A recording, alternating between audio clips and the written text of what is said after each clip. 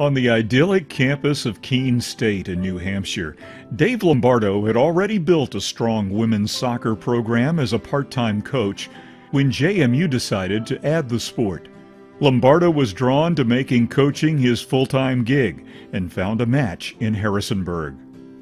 And meeting Dean Ehlers was like meeting Gregory Peck. He had that same stature, low-key, man of few words, but you better be paying attention when he was talking to you. And it became very evident through the interview process that he was more interested in me as a person and how I was going to deal with my athletes as people than about wins and losses. Culture was as all-important to Lombardo as it was to JMU, and Lombardo's program quickly became a cornerstone of doing things the JMU way. Dave's emphasis was on student-athlete well-being, and although we use that term frequently today, Dave probably grasped that better than most. And Dave Lombardo cares about you as a human being, as a person, and you feel that way. He wants to know about your family, he wants to know about your classes, what's going on outside of your life, not just the X's and O's and what's going on in the soccer field.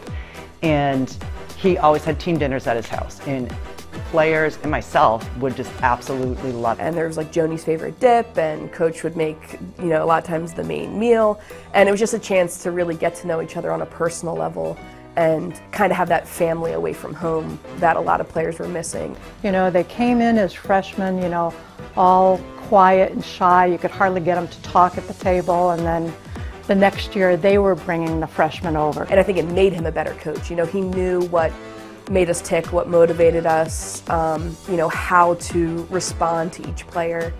And I don't think you can do that if you just do it on the field. Building on that culture, Lombardo's teams saw nearly immediate success, appearing in the national rankings in the second week of his second season. But a conference title remained elusive. And we were sort of the new kids on the block in the conference. And, you know, I heard a lot about William and Mary. Like, they were on top, William and Mary, the Tribe. That was our Ali and Frazier kind of relationship. It was like, if you can't beat them, you have no right trying to be a nationally ranked program.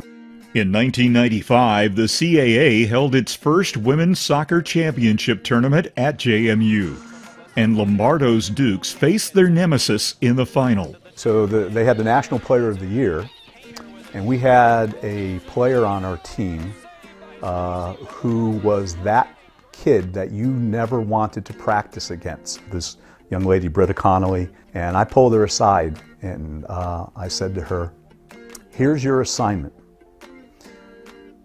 Number 10 for William and Mary, when she scratches her leg, it better be with your hand. Players always wanted to play for Dave, and they never wanted to let him down. And he could convince you that this is something that you're going to be able to do. Britta won that day, and then we were able to kind of neutralize what they did and scored 2 really nice goals and beat them 2-0.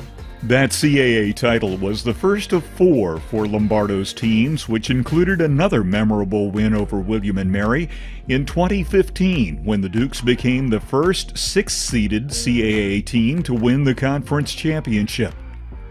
JMU put together a string of 5 consecutive NCAA tournament appearances from 1995 to 99, and Lombardo's Dukes made the NCAA field 11 times in his 28 years, becoming that mid-major program that other teams never wanted to face in postseason play. Such was the case in the 2008 NCAA Sweet 16 when JMU traveled to 2-time national champion Portland. Lombardo had a plan. And so we're going to play a little rope-a-dope.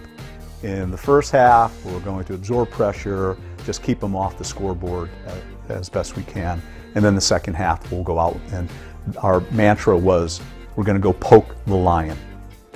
But the plan didn't sit well with the Dukes, most notably future Hall of Famer Teresa Rainier. She was mad. She goes, you think we suck. You don't think we can play with them. We spent all week, you know, working on the shape of our defense and where to apply pressure and things like that.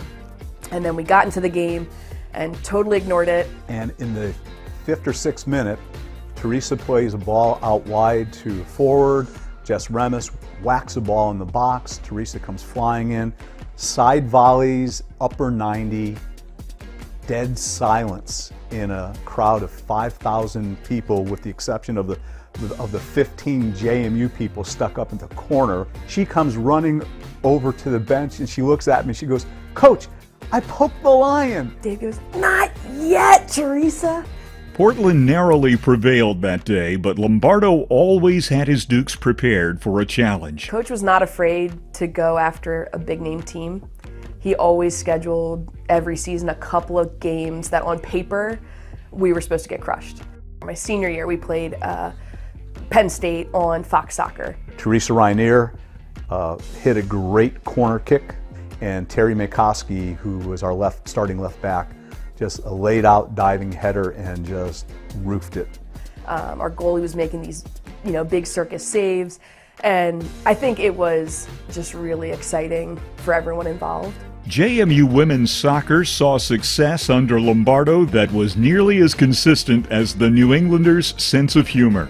I think Coach is kind of the epitome of dad jokes. It's those puns or those jokes that you kind of want to laugh, but you're also like, "Oh, Coach." I don't think there was I think there were very few girls through all these years, probably 300, 400 girls, who didn't have some kind of nickname that they even took with them post JMU. One time, the captains of the team and myself late at night went into the locker room and we just decorated the entire locker room with all his sayings. And then the next day, he walks in to give a pregame talk, and I was like, "Oh, I sort of led this as the assistant and brought players in here." He thought it was hysterical. Lombardo posted 23 winning seasons and 337 total victories. Under his leadership, the program had 83 All-CAA selections. 2 Dukes, Corky Julian in 2008 and Ashley Herndon in 2016, were named CAA Player of the Year. Dave joined 6 of his student athletes in the JMU Athletics Hall of Fame and was recently named to the Connecticut Soccer Hall of Fame. One of the biggest things now that I recognize, and we're all on social media and Facebook, is the amount of alumni that he stays in touch with. And he knows, he comments on their children's names, he comments on their spouse, their parents, he remembers birthdays of everybody. So again, it's that connection of each player as a person first. Ladies and gentlemen, please welcome the newest member of the James Madison University Athletics Hall of Fame, Dave Lombardo.